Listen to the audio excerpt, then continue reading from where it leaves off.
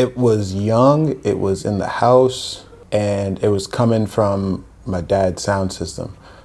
He was always playing music in the house. He was like the neighborhood DJ, and he was a DJ, but he was music was always something that was happening in the house, more or less outside of like dinner time, when we're watching TV or when we're getting ready for bed. Outside of those times, like music's always on. So definitely hearing it at home, maybe even in the car, going somewhere, or in a car passing as we're waiting for the bus or something, like young, super young. My first memory of music. Definitely had a lot of blues, jazz, soul, R&B. Those were maybe some of the first genres I learned about and began to recognize. Over time I learned like maybe what the technicals of it were, what the intent or purpose was. Were they trolling? Was it just like a thing of expression? Was there a message behind it? There's always a story behind a song, and sometimes there being no story is the story. For me, I think it's definitely my parents putting on music to clean on the weekends. And then also just in my neighborhood, there was a record store that was like up the block from me that would always play, like had a speaker outside and playing music all the time. And, you know, the kind of music they would play would be records they brought from their country and some stuff they got here. Like I remember having this vinyl of like Pepsi Latin music and it had all the hits. And but it was, you know, a mixture of definitely a lot of salsa, a lot of merengue, cumbia, a lot of ballads, boleros, and then of course like traditional music for like my father's country, San Juanitos, and you know, a lot of that. One of the songs that kind of just comes to me is Just the Two of Us. I remember just that playing in the background one time and just me just being like, whoa, what are these sounds, you know? And also like Stevie Wonder was definitely a big influence on me. I think my other influence would probably like something like Herbie Hancock, because that's really where I wanted to become a DJ. The first time I ever seen Grandmaster DST like scratching a record, which is something, you know, you're told not to do. So the first time I saw that, I was like, yeah, that's what I want to do. The first time I think when I officially got booked, I had put out like a mixtape locally, and it was just like reggae, dancehall on one side and like freestyle music on the other, and people was feeling it. I did a couple of blends in there, and it was like one of those things where you just pass it out in the high school and people just making copies of it, and somebody was literally just rolling down the street playing it, and they're like, yo, they recognized me, like, yo, we need a DJ for Friday, like, you want to come through? And I just remember going in there, and at the time I really only had like mostly hip hop records. I didn't really have a lot of like Latin music, especially not on vinyl. I had like CDs and cassettes and stuff like that. So I remember going to the spot.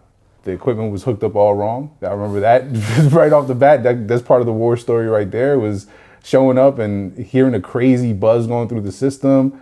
And then like, you know, also like asking for requests in the same time. So I came with an idea, because I went there a couple of weeks, and I was like, on the first day I was like, hey, if you got this song in your car on a CD, bring it. And I found some Post-it notes and started writing their name. Yo, come collect your CD at the end of the night. I'm gonna play your song. And I was like, yeah, that was like my first official gig on my own. That's an amazing story. I've never heard that story. Yeah. One of my first early gig memories was in Montclair. That's where I was going to school. And there was a little juice bar, veggie bar around the corner.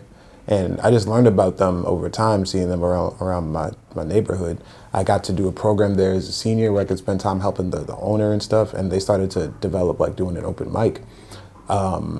They had been in talks with other DJs, but folks were either flaking or not able to help. And I'm really like on the cusp of feeling confident enough to say that I'm a DJ. The only thing that deterred me from even saying it for like a while, like a year or two, was that I didn't have the physical equipment. I would rent them, I'd borrow them from friends, family. I knew that I didn't have gear yet still, but I had virtual DJ, and by this point I had used it so much that I felt comfortable being able to at least do the basics. I'm not doing a full-on set, but I can do some light transitions, I can do this and that. So I took it on, and I always made sure to get fresh instrumentals, even if it was something that I didn't recognize or something, for the sake of the open mic. And I had that residency for a while. The very next residency I had after that was in New York at like a club, and then it ended up being at a couple clubs. Every time you DJ, you're welcoming somebody into your world of like a thought, a massive train of thought and a series of thoughts. But it's also, how do you take that thing that they heard all the time and just make it more how you want to present it.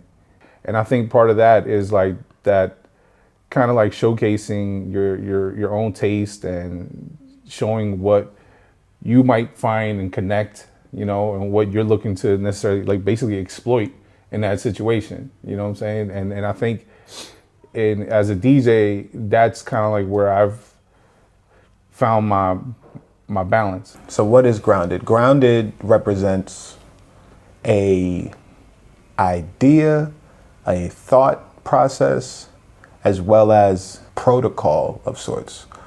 On the face level, grounded is G&D, which is Gonzalo and myself. We work as individuals in terms of being DJs, producers, right? Grounded music education is really an extension of what we do on the regular as is in terms of work to share knowledge, music, expertise, approach. And I think the platform for us for G&D is just, that's the idea, is for us to utilize that to be able to give out information and for people to seek us. The space that we're in right now, like this is definitely a creative hub that we want to be able to help collaborate with community leaders and creative thinkers on to help push a general a positive creative agenda forward. That's the root of what we're all about.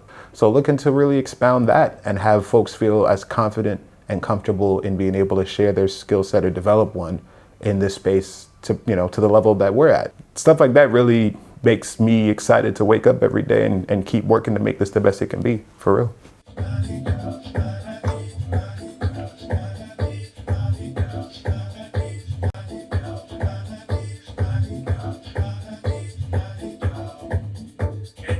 Yeah, I think the thing with me and G is like we really have like a real passionate curiosity that evokes from when we were young the first time. You asked about the first time that we learned about music. Really, since then, we've been on this quest together individually and now together. The passion for music and the curiosity behind it and what makes it work and who made it and what's on it, all of that sort of stuff has been cool to us since the first time we could register sound. So that's definitely been a driving force into everything.